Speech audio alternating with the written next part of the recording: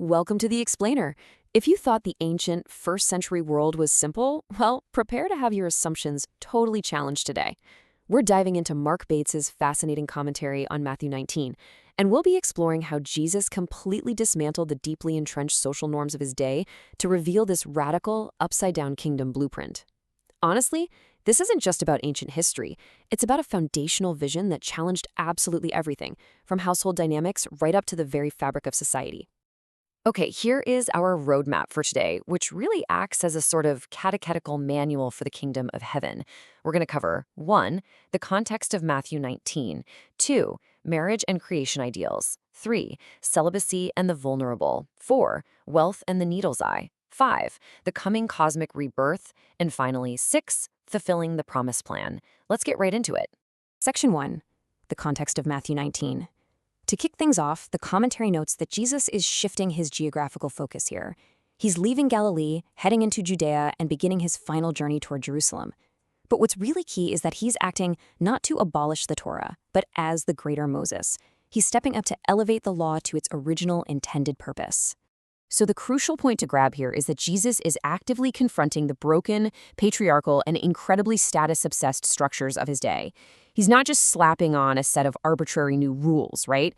He is diagnosing the profound brokenness of first-century society, like the rampant exploitation of the vulnerable, and he's calling his followers back to a standard that was set at the very dawn of creation. Section 2, Marriage and Creation Ideals. Now we hit our first major building block, which is the intense first-century debate surrounding marriage and divorce. The Pharisees actually approached Jesus with a legal test, basically asking if a man can divorce his wife for any cause at all. And this perfectly illustrates the legal trap they're trying to set. They are testing Jesus on two fiercely opposed rabbinic viewpoints of their time. On one side, you have the school of Shammai, which was incredibly strict. Divorce was only permitted for severe sexual misconduct. But on the other side, the school of Hillel offered a highly liberal reading of Deuteronomy, allowing a man to divorce his wife for the most trivial of reasons. They're trying to force Jesus to pick a side and essentially alienate half his audience. But Jesus? He completely bypasses their petty rabbinic debate. He doesn't side with Shammai, and he doesn't side with Hillel. Instead, he takes them all the way back to Genesis, anchoring marriage as an unbreakable Imago Dei creation ordinance. He uses the reality of basar echad, which literally means one flesh. He establishes that marriage is a divinely ordained reality that no human authority actually possesses the right to sever. Now, the author highlights a really brilliant correction in Jesus' theology here. The Pharisees push back, arguing that Moses commanded a certificate of divorce, but Jesus corrects their whole interpretation. Moses didn't command divorce, he only permitted it as a tragic human concession. It was basically a form of damage control designed to protect vulnerable women from being cast out destitute and re-exploited. It was never, ever God's original, unyielding creation mandate. Jesus introduces this specific concept, sclerocardia, or hardness of heart, to show that human sin is the actual root cause here. And when Jesus provides the exception clause for porneia or sexual immorality, it's not some legalistic loophole. It's actually a defense against the disenfranchisement of women.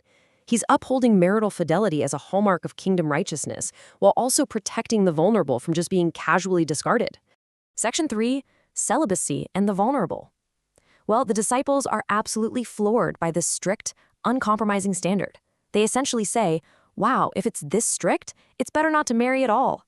And their reaction perfectly reveals just how much society favored liberal divorce rights for men. This prompts Jesus to pivot smoothly over to the topics of singleness, celibacy, and societal status. Jesus outlines 3 distinct categories of eunuchs here, but what's really vital is that third category. He emphasizes that voluntary celibacy is a specialized gift, a charisma for undivided kingdom service. It is absolutely not a universal mandate for everyone, nor is it some kind of superior moral state. It's simply a specific calling for radical devotion to God's reign. Right on the heels of this, parents bring young children to Jesus, and the disciples try to shoo them away, assuming children are just a waste of the master's time. You have to remember, in the ancient Mediterranean, children had zero social status or legal standing. But by welcoming and blessing these kids, Jesus uses them as an enacted parable. He demonstrates a radical kingdom reversal where absolute dependence and powerlessness are valued infinitely over the elite self-sufficiency of the religious leaders.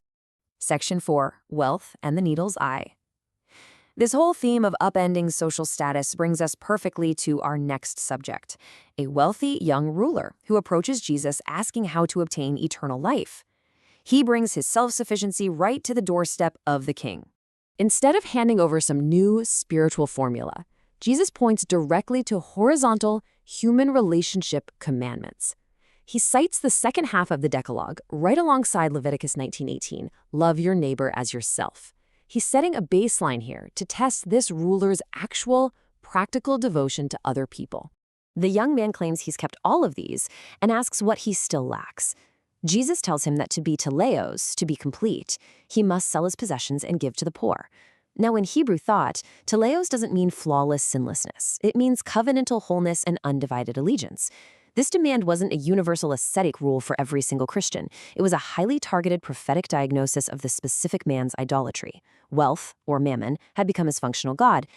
The young man walks away grieving, and Jesus drops this absolute bombshell, saying it's easier for a camel to go through the eye of a needle than for a rich man to enter the kingdom. Astounded by this intentional hyperbole, the disciples ask a very desperate question. Then who can be saved? You see, they operated under the prevailing assumption of the day that massive wealth was a sure sign of divine favor. If the wealthy couldn't get in, who on earth could? And Jesus' response?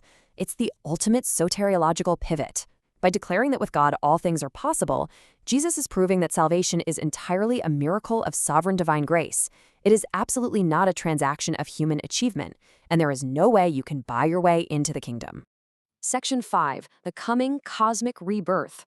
Let's see how this builds toward the disciples' own destiny and the ultimate eschatological restoration of all things. Peter, stepping up as the spokesman, essentially asks, "We left everything to follow you, so what's in it for us?" Jesus responds with this massive, incredible Greek word, Palingenesia. He promises that those who surrender earthly ties will participate in this future-oriented cosmic rebirth. It's the regeneration and creation renewal of the entire universe under the Messiah's reign. This isn't just about floating around on clouds. It's about a physical, tangible renewal of creation. And within this cosmic rebirth, the author specifically notes that the number 12 takes on some very deep significance. Jesus says the 12 apostles will sit on 12 thrones, judging the 12 tribes of Israel.